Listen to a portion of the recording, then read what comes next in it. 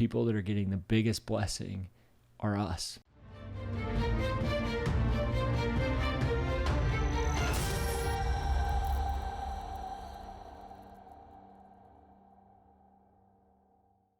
Welcome back, everybody. This is Todd Sylvester with the Todd Inspires Beliefcast. Thank you, as always, for tuning in and for believing in me and believing in the message that we share and supporting the guests that I bring on. I want to give a shout out to my sponsors, Siegfried and Jensen, Wasatch Recovery, and Thread Wallets. And the beautiful music that you're hearing at the beginning and the ending of this episode is by my good friend Paul Cardall. So I'm grateful for him for allowing us to use his beautiful music. And again, thanks for being here today. You're in for a treat, as always. I mean, the guests that I bring on are fantastic, and today's going to be no different. Today, we're joined by Brady Murray. Brady, thanks for being here. Thanks for having me, Todd. Great to be here. Yeah, so good to have you. We were just talking. We ran into each other at Good Things Utah. We were both going to be on TV on the same day, and it had been a few years. I was fortunate enough to be a speaker at one of your events, and that's how we initially met. Yep. And to cross paths again was a God moment for me, and I'm just grateful that we were here, sitting here now doing this podcast. Yeah, it was for me as well. So I'm also very thankful to be here. Yeah. So you guys, Brady's got his hands in a lot of things. He loves to help other people, especially the underdog. He is the founder of Rod's Heroes. He's always trying to make a difference, like I said, especially for someone who's maybe doesn't have, the best cards dealt to him in life. And I can't wait for you to hear what he's doing. I want to start off with a quote that you shared with me, actually. And the quote goes like this: "The person you become is determined by the books you read and the people you surround yourself with." So what does that mean, and why does that mean so much to you? Yeah, I was actually taught that by a mentor of mine that has been very influential to me over my life. But I just believe wholeheartedly that anybody that's going to write a book, they're going to put their heart and soul into that, and they're going to give you everything that they've got inside from the heart. And so that's a gift. That's a genuine nugget that comes from them.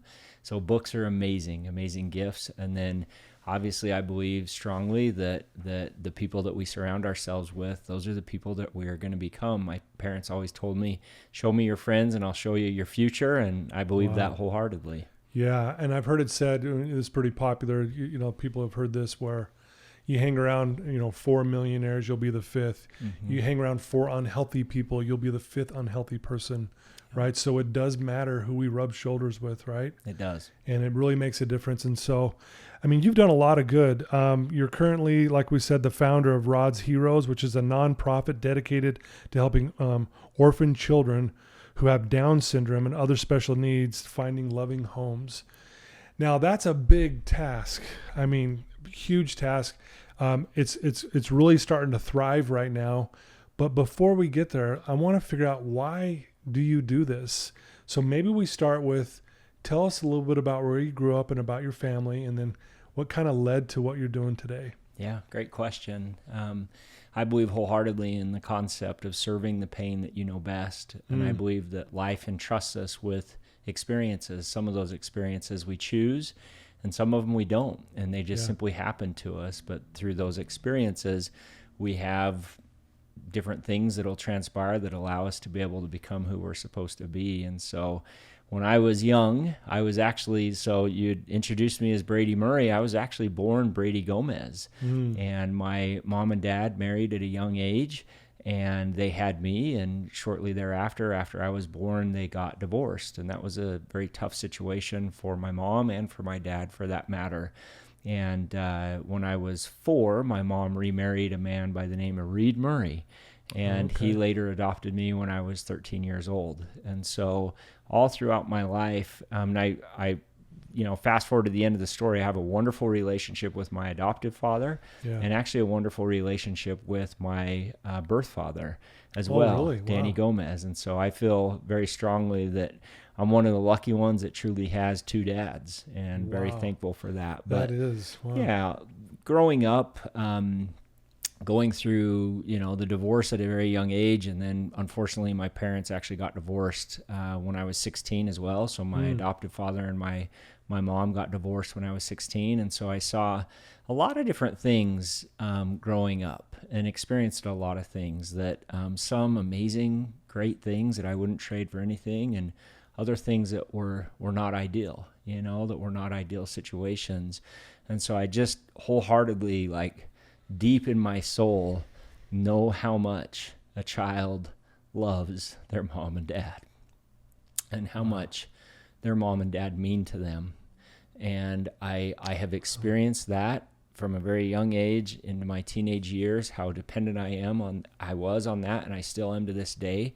And so again, under that concept of serving the pain that you know best, I can't fathom a child that doesn't have a mom and dad, that doesn't have a family, that's in an orphanage somewhere in this world, whether that's in the United States, here in Utah, or overseas. I just can't fathom that. And that's really my life's work, is I want to be able to help those kids that don't have a family be able to get a family. And in particular, those kids that have special needs like Down syndrome. They are innocent. They are pure. Wow. And again, the thought of an innocent, pure child with Down syndrome not having a family, I don't like the thoughts of that. Well, I think it's good to tell our listeners too, you have 11 children. Soon correct? to be 11. Soon to be 11. Yep. And you have, out of the 11, soon to be 11, are 7 of them adopted? There will be 7. There will be 7 because you're adopting someone. Yeah, we have 7 children as of today, as of this recording. Okay. Maybe when this is published, we'll have the 11th. Probably, right? yeah. But we're in the process of adopting a sibling group of 4 children from Colombia, all siblings. Wow. And so that will give us 11, which is even kind of weird in Utah, actually. So, yeah, right. It's like, 6, 7, 8, you can kind of like, I get it. You get up to 11. But when you get past 10... But 2 of our kids have Down syndrome. Right. 1 biological son, 1 adopted, and 7 of the 11 will have been adopted. Yeah, and I've met one of them. Coop, That's right. You met Coop. Coop is like, he's an angel, man. And I know you know this, but when I met him, Coop made me feel like I was his best friend, right? And we met on the set at Good Things Utah, so that was really neat to be able to do that. But again, this is a testament to what you're saying, is that you're putting your money where your mouth is, so to speak. You're practicing what you preach. Mm-hmm. Let's go back a little bit, if that's okay, Brady. When you were younger, did you know that you were adopted early on? Did you know about it, or was it kind of like held from you? Or that was a unique thing. And again, back to that concept of serving the pain that you know best. When I was younger, that was really not something that was openly discussed. Oftentimes, even before my time, I'd say kids would go their whole life and not even know they were adopted. Right. And so when I went through it, I knew the details of everything, but it definitely wasn't something that we discussed as a family. Okay. It wasn't an open discussion as a family. And in fact, I remember feeling conflict and a little bit of just, it was conflict if we ever talked about my other dad or, my other family. That was not something that we openly discussed. And that wasn't natural. Like that wasn't a part of what I felt like was right, because at the end of the day, it takes a village to raise a child. And like, I'm thankful for everybody that had contributed in my life. And so that has helped us a lot in our adoptions now, where we go out of our way to make sure that our, the parents of the children that we have adopted, like we're teammates.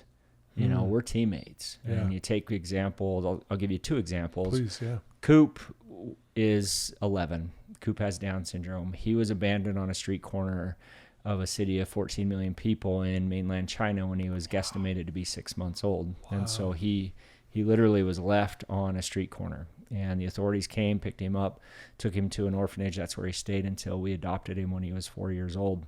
I've obviously never met Coop's mom, but I love her. I'm thankful for her. And we're working on behalf of this little guy. And my heart goes out to her because she doesn't know where her son is or what he's doing right now. And I don't know the circumstances that she faced that brought her to bring that child to that situation. I don't know those demons or those challenges that she faced, but I don't judge her one bit. And I believe, just like any mother, is just doing the very best that they can. And so, whether I get to meet her in this life or the next, I can't wait to thank her and to tell her all about her son and the great things that he's doing. And so then you have another circumstance with the other kids that we've adopted. We were able to foster 2 little girls. Very unique situation. Andrea and I felt in our hearts that we should do foster care. This would have been in 2018, 17. And that was not logical. That was way outside my comfort zone. I did not want to do that. Andrea has a special way of encouraging me without commanding, right? Sure. And my heart softened and we went for it. And our very first placement, I remember I was out of town with my son. We were on a fishing trip. We were up in Alaska. And Andrea called and she said, "Hey, DCFS just called. They have 2 little girls, ages 2 and 1. They need a home." And so they said that they would only be here for a couple of weeks max, maybe even just a couple of days. And what do you think? And I said, "Well, I don't know. What do you think?" And she said, "Too late. They're already here." So she told them, "Yes, please bring them by." She said, "You don't need to worry about it. You're going to be gone for a week of the 2 weeks that they're here anyway. So we're all set." I said, "I trust you, honey. It's all good." And we found out that these 2 little girls were traveling from California back to Colorado. They're from Colorado with their mom. And as they were coming through Utah, there was a car accident on I-15 by Provo, and the police came and they found drugs in the car. They found that mom was high, and that these little girls needed to be taken away. Mom went to jail. The little girls came to our house, and we fostered them. Like I said, we were planning on 2 weeks. 2 weeks turned into 2 months. 2 months turned into 2 years. And throughout that entire time, Andrea and I both made it an incredibly important point that we wanted to have a great relationship with their mom. And we did. We did everything in our power to give as much contact as she wanted. Like, we're teammates raising this girl and these little girls. And we were just trying to get these little girls back to their mom and get their mom to a place where she could take them back. And as life is, like, it's hard, right? And like, my heart goes out for their mom. But it came to 2 years in, it was on Christmas Day. She asked if we would consider adopting her little girls. Wow. And I'll never forget that experience, because she, as you can imagine, was very emotional. She's in her 20s. She's been dealt a really hard hand at life since she was the little girl's age, right? As often is the pattern. And she asked us, she was very emotional, and Andrea and I looked at each other and looked at her and said, "Of course we'll do this for you." And she was so thankful. And then this just shows like where her heart was. It was only after that she said, "Would it be okay if I continue to be part of my little girl's life?"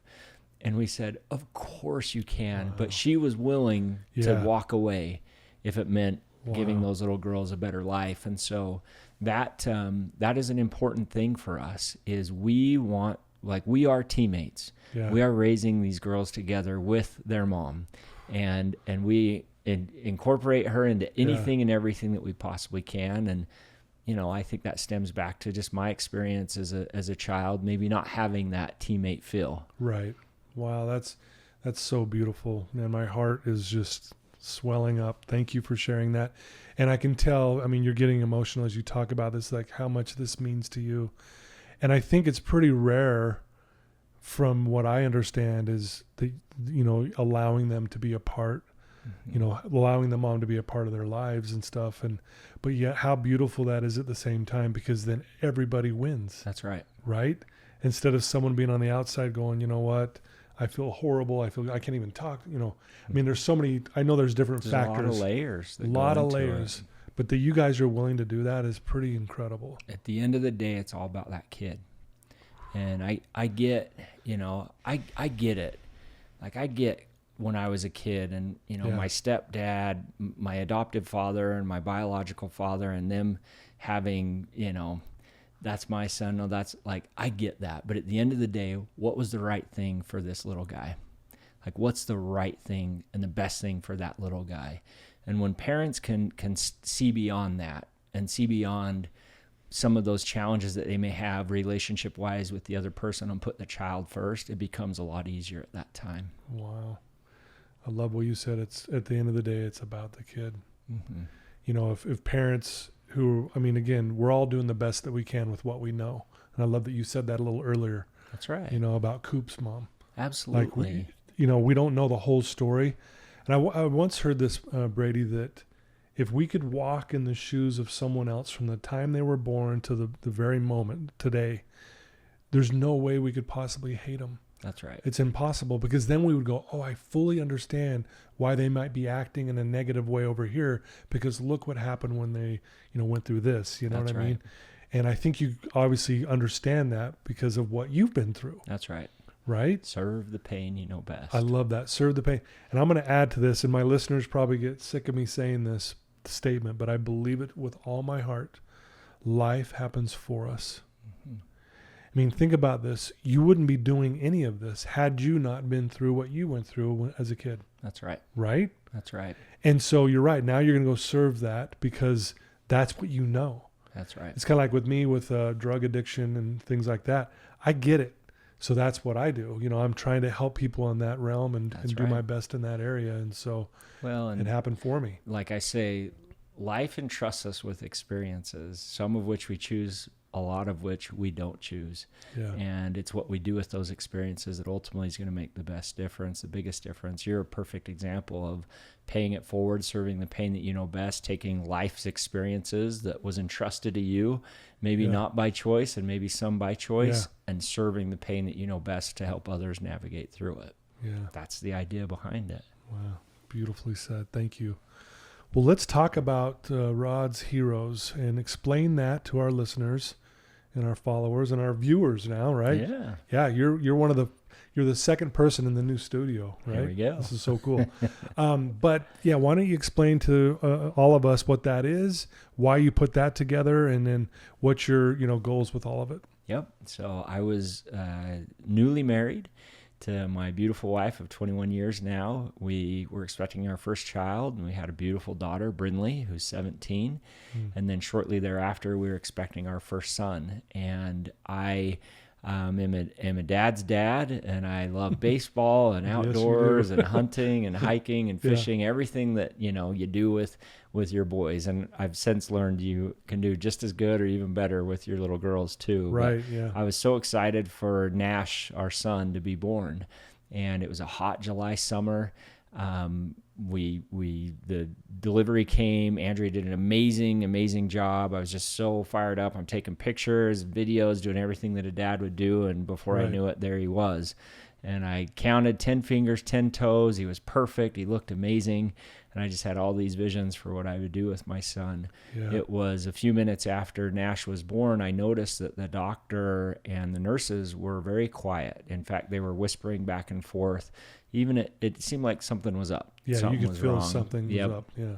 And about 10 minutes after he was born, the doctor came over, put his arm around me, and said the words that changed my life forever. And he said, "Brady, we believe your son has Down syndrome." And that was the first I had heard of that. Right. I was not ready for that. I was very emotional. I became very fearful. I just had a lot of thoughts going through my mind. Yeah, I can imagine. And just like, what does this mean for our family? And like, I'll be very transparent. Like, a lot of these thoughts were selfish thoughts. Like, what does this mean to our family? What does this mean to Andrea and I's dream of, are we able to retire someday, or will we have a dependent child? Like, all these thoughts are just amazing, like coming through your mind, and it's just a dark, dark place. And then I got really scared because I knew what the doctor had told me, and I knew that my wife, who had just gone through labor, she didn't know about her son. Oh, wow. And I had to go tell her. And so I just said a silent prayer in my heart and just really tried to gather myself and be strong, And I walked over to the bed and I leaned down and knelt down next to her bed and became emotional again. And I just said, honey, the doctor just told me that they think our son has Down syndrome. And I will never forget this moment. She looked at me and she smiled and she said, great. Can I hold my son? And I was not as mature as Andrea, and I was not at the place where Andrea was. I'm still not there, but I knew it was going to be okay. And so, over the next days and weeks and months, we spent time with our son, and I realized very quickly, this is not a bad thing. This is a good thing. This is a big, big blessing. There was a spirit, there was a feeling that existed with that boy that I just knew this was a very special, special thing, that in essence, life had entrusted us with this sweet little boy. And I wanted to be a great steward of that. And so we fast forward over the years, we leaned in wholeheartedly, all things Down syndrome, went to every Down syndrome event, read every Down syndrome book. We're the biggest Down syndrome family and fan in the world.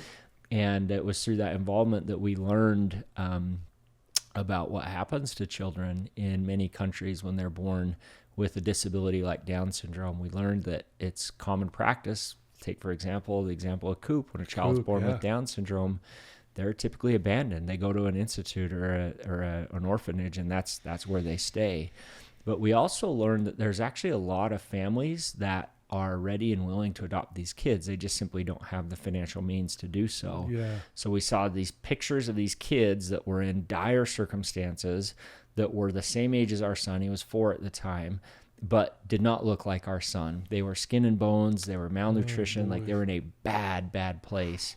And we also saw these families that wanted to adopt these kids. And the gap, the issue, the bridge or the gap was the cost. And so international adoption costs on average about $40,000 to pull off.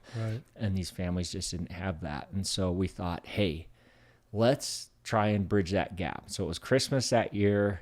It was right during Christmas. We said, family and friends, we don't want a Christmas present.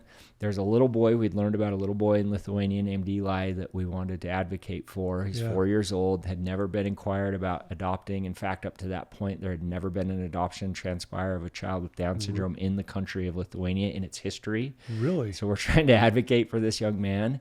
We witnessed a miracle. In a couple of weeks, we raised $20,000, half of an adoption cost. And within 2 weeks later, we had a family in Indiana that committed to adopt Eli. Eli became the first child in Lithuania to be adopted with Down syndrome. And that was over 10 years ago. He's crushing it. You should see him now. Like, he's just awesome. Like, I've met him and he's an amazing, amazing young man. But that was actually what started the concept of creating a foundation to help families be able to adopt kids like Eli and like Coop. Wow, that is amazing. And to think that was their first one ever. That was. You would think that, there would have been hundreds and thousands, you would hope. Yeah. But first one ever. Numero uno. So that obviously was like, okay, we could do more with this. We can, if we can do it for one, maybe we can do it for more. And if I'm not mistaken, I think you've placed 100. Yeah, we're just children. Over 100 now. We're just shy of 100 kids with Down syndrome, and well over 100 now with all of our kids that have Down syndrome or special needs. Oh, gotcha. Wow. Yeah. Well, so, when we met at Good Things Utah, you were talking about these kids that are running miles for, I can't remember exactly what that's for. Talk about what are people doing to get involved, and then talk about how baseball fits into all this. So something I've learned is when you allow yourself to get caught up in a cause bigger than yourself, you witness miracles, and we've just truly seen some miracles transpire. Love that. So a lot of times individuals will ask, what does RODS stand for? RODS. That's kind of unique. Yeah. And it actually stands for Racing for Orphans with Down Syndrome. And that's where RODS came into place. The way that we actually advocated for kids in the beginning was myself and I had other friends would go and race Ironman triathlons and raise funding and awareness through doing Ironmans. And so that was the idea behind it. That's where RODS came from. Okay. So fast forward now, we actually have thousands of kids many kids, many families, thousands literally, that are running for kids. So kids with families running for kids without families. And how it works is we have programs all throughout the state, expanding throughout the country next year, to where kids will go and run throughout the summer and be able to run as far as they can each and every day for 30 minutes, and then also raise funding to help these kids to be able to be adopted. So that's our Rod's Heroes program. Really cool. Mm-hmm. That's amazing. And then, baseball has been a big part. Coop actually is like the star. He's been going out to these Major League Baseball games and throwing the first pitch. So this is right? crazy. It is another miracle. Yeah. Coop's 11 now, and believe it or not, he's a really good little athlete and a very confident, life of the party type of kid. Oh, I could tell when I met him. Comfortable with everybody. Totally. So through our TikTok page, we actually had a player from the Cubs reach out last fall. Him and his wife reach out and say, "We love what you guys are doing. We want to help. Do you have any interest in coming to spring training?" We're like, absolutely, let's do it. Yeah. And so we are planning on going down to Arizona, go to a Cubs spring training, be able to meet these guys. It's Justin and Libby Steele. And believe it or not, Justin is the leading win for all MLB right now, has the most wins in all MLB. So I think there's some good karma that's coming his way for the good man that he is. Yeah. But, we go down there, and it was on a whim, like last minute. We thought, Coop's actually a pretty good little baseball player. I wonder if there's a chance for him to throw out the first pitch at spring training. And so we asked Justin. He said, let's do it. And Coop went out, and we just didn't know how that was going to go, but he crushed it. Like, really? He is a showman. And the Cubs saw that, and they said, you've got to come to Wrigley Field this summer and have Coop throw out the first pitch. We said, for sure. We went out to Wrigley on May 29th on Memorial Day. He threw out the first pitch and just wowed the crowd. They loved it. 2 weeks later, he got invited to go to Fenway and throw out the first pitch at the Red Sox.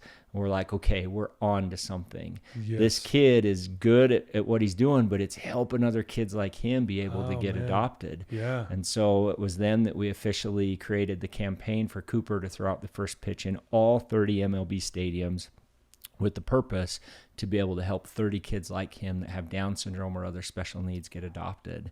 Wow. And so we've just launched that campaign. We were blessed just a couple of days ago to go to Atlanta, throw out the first pitch at a Braves game.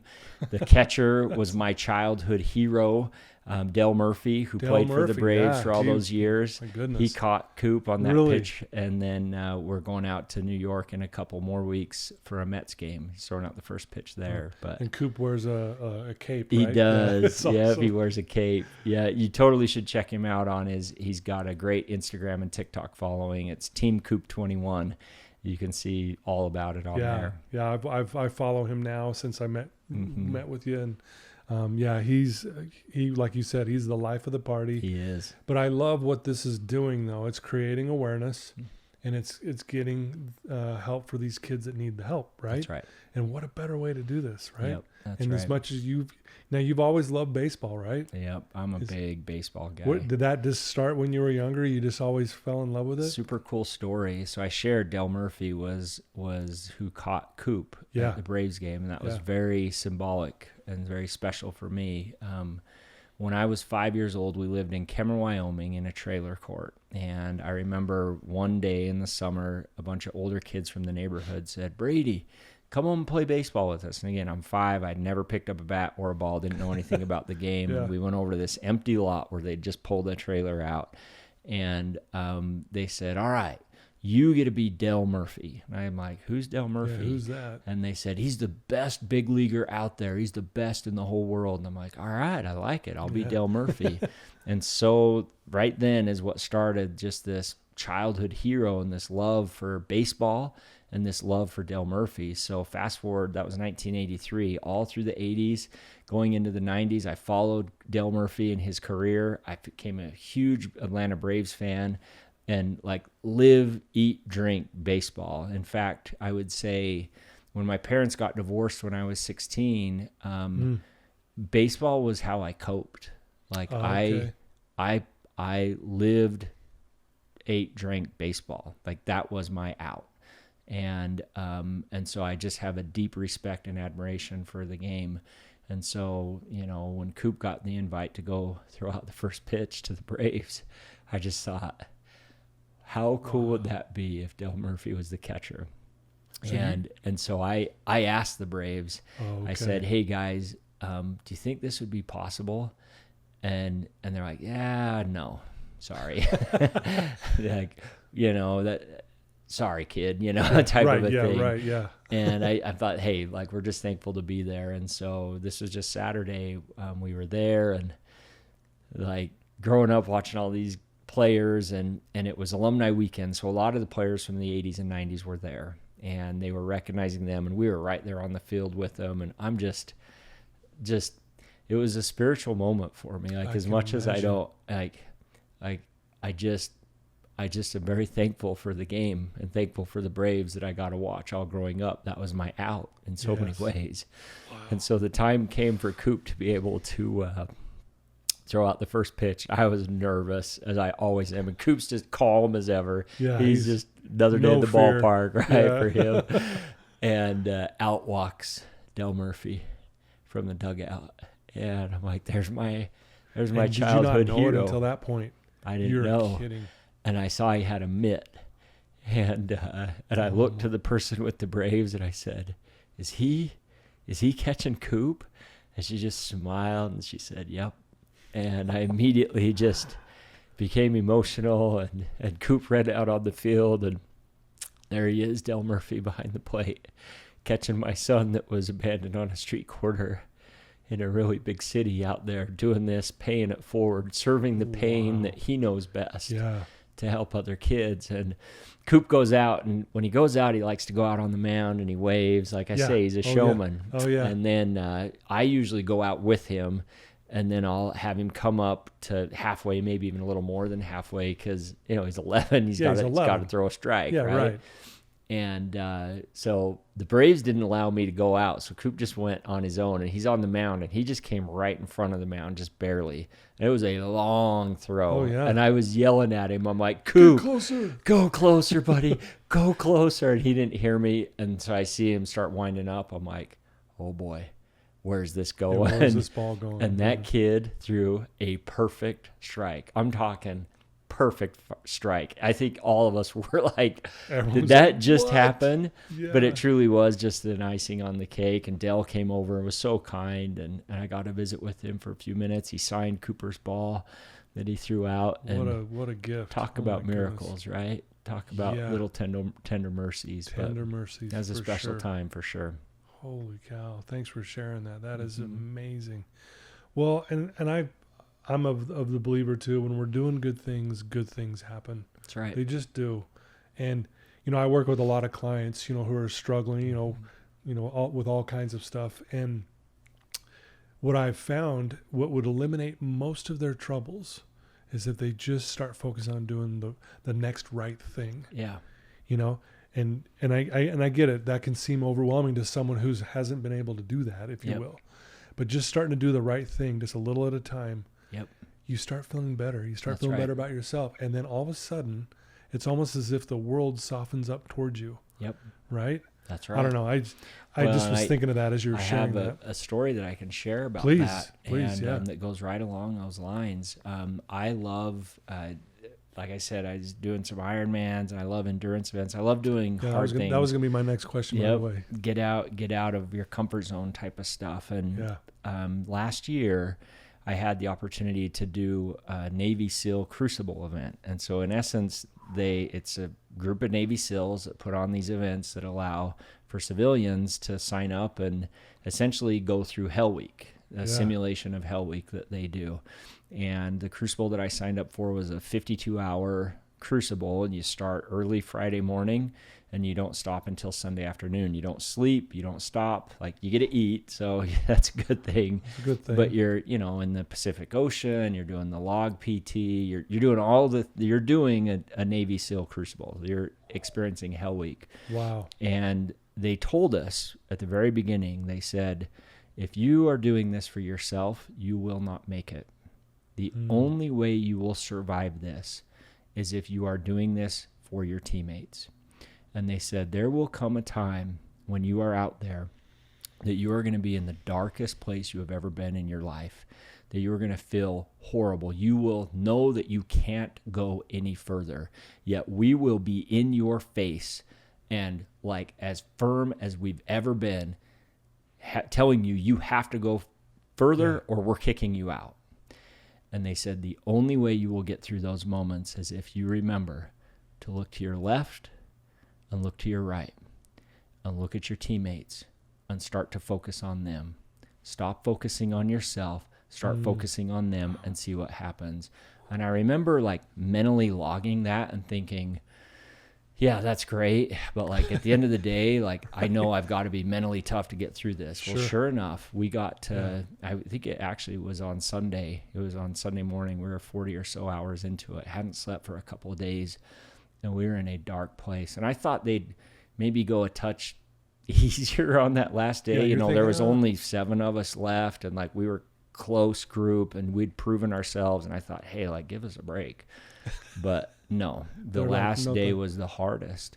And it got to a point where we were doing push-ups, like just old-fashioned push-ups in the mud. They're spraying hoses on us. They're throwing ice on us. They're yelling at us. There's smoke bombs they're throwing in there, just telling us like how worthless we are, how horrible we look. Like just that's just part of the thing, right? Yeah, I've seen those, yeah. And I remember doing so many push-ups that I got to a place where I couldn't do another one and my face was just in the mud. And I was thinking, I literally can't do any more. And I remembered what they said. And so I looked to my left and I saw my teammate, Liam, whose face was in the mud too. And I said, Liam, you got this, brother. Like, I know you can do this. You got this. You got this. And he looks over at me and he starts pushing up and he's doing this. And then I look to my right and I see my other teammate there. And I'm like, Schultz, you got this, brother. Like, you got this. And he looks at me and he's like, you got this, brother. He starts pushing. And all of a sudden, before I knew it, I was doing push-ups too, because I was looking at them. I was looking to my left. I was looking to my right. And those brothers were helping me. But if I would have just kept looking in the mud and saying, I can't do any more, they were right. I couldn't. Yeah. But by looking to my teammates, I knew I could do more. And we got through it. We got through it. That is amazing. Thank you for sharing that. I'm getting emotional because, one, just who you are. You're amazing. Just that you would do something like that. The only way I can relate is I've done a few Spartans, which isn't on that level, but it's hardest. Intense. For me, it's the hardest thing I've ever done. Yeah. And I remember, so I've done it 3 times. This third year, the first 2 years I was with my son and son-in-law and a bunch of their friends. The second year I was with my son and son-in-law. This third year they weren't doing it and I was by myself. Now, by myself in the sense that I didn't know anybody. Yeah. And I'll tell you, that was probably one of the most challenging part about doing this year is I didn't have that support. But I remember being on the mountain and I get choked up. And I don't want to make this about me, but it just reminded me I'm up there and I'm thinking someone's going to have to get me off this mountain. Because I'm thinking I'm not going to be able to make it. Yeah. And sure enough, someone runs by, hey, you got this. Yep. That's why I got emotional when you said it. You can do this. Just that little. It's amazing, isn't it? And I literally was like, oh, they just said something.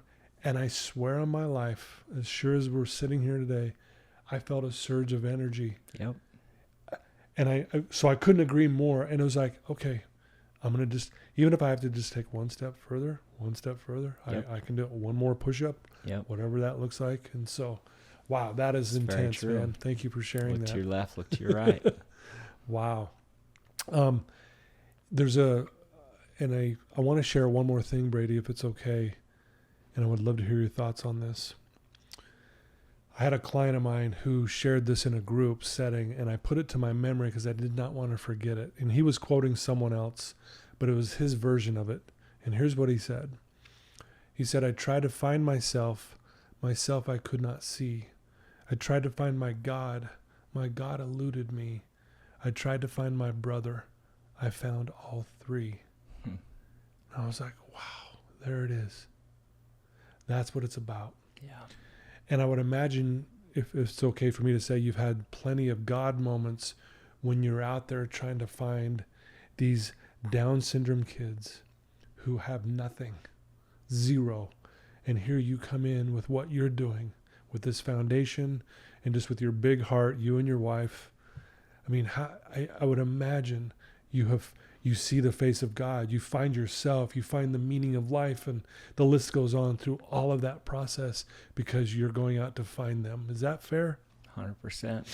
I'd love to capture that quote that you had shared. That's a very meaningful quote. And as you were sharing it, just my heart goes to those kids that I've seen.